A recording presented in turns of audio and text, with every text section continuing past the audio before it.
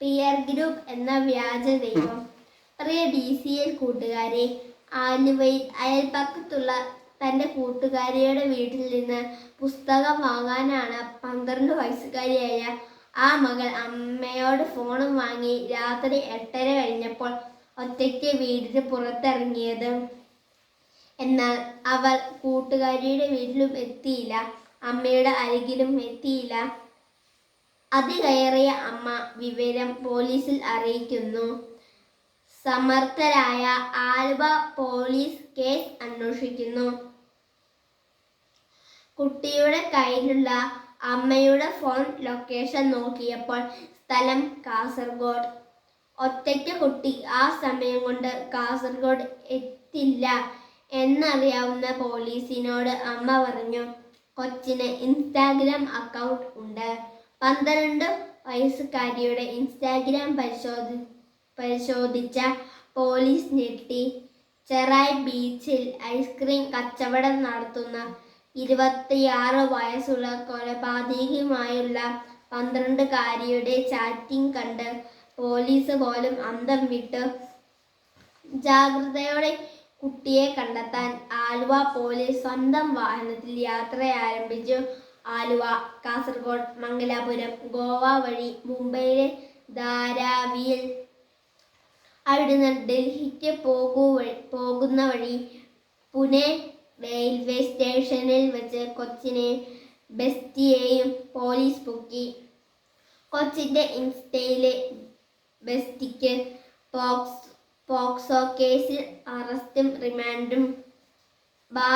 ബാലതലമുറയുടെ സുരക്ഷിതത്വത്തെപ്പറ്റി സുബോധത്തോടെ ചിന്തിക്കുന്ന പല വിദേശ രാജ്യങ്ങളും 16 വയസ്സിന് താഴെയുള്ള കുട്ടികൾക്ക് സോഷ്യൽ മീഡിയ നിരോധിച്ചു കഴിഞ്ഞു.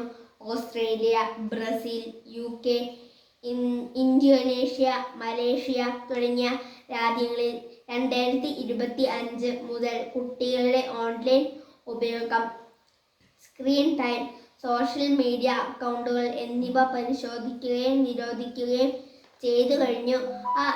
ആ രാജ്യങ്ങളെയെല്ലാം ബുദ്ധിവികാസം പ്രാപിക്കാത്തവരാണോ? ശാസ്ത്രീയ പുരോഗതിയെ അംഗീകരിക്കാത്തവരാണോ? അല്ല. പുരോഗതിയുടെ വികസനത്തിന് ഒന്നാം നിരയിലുള്ള രാജ്യങ്ങളാണ് കുട്ടികൾക്ക് സോഷ്യൽ മീഡിയ നിരോധിച്ചത്. പ്രിയ കൂട്ടുകാരെ, ഈ അടുത്ത കാലത്തെ ചില കൂട്ടുകാരുടെ സ്വഭാവവും പെരുമാറ്റവും മാതാപിതാക്കളെ മുതിർന്നവരെയും ഏറെ ആകുലചിത്തരാക്കുന്നുണ്ട്. ആരാണ് എൻ്റെ യഥാർത്ഥ കൂട്ടുകാർ എന്ന സത്യം വീട്ടിൽ പറയാത്ത കുട്ടികളുടെ എണ്ണം കൂടുകയാണ്.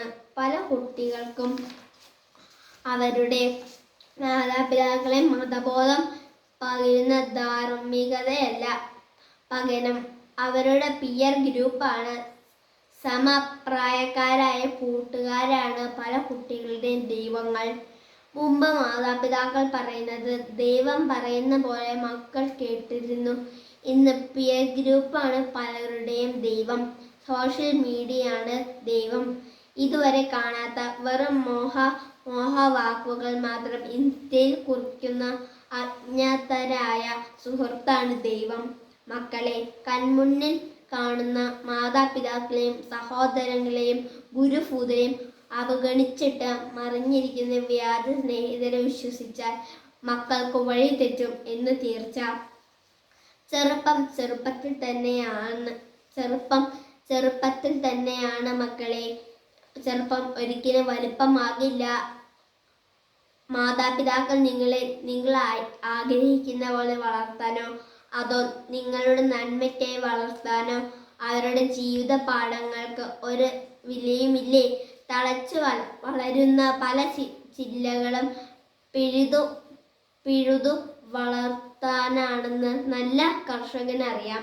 നല്ല കർഷകൻ ചില്ലകളുടെ ചൊല്ലുകൾക്കനുസരിച്ച് പ്രവർത്തിക്കേണ്ട ഫലം കായ്ക്കാത്ത ചില്ലകൾ വെട്ടിമാറ്റിയേ തീരൂ.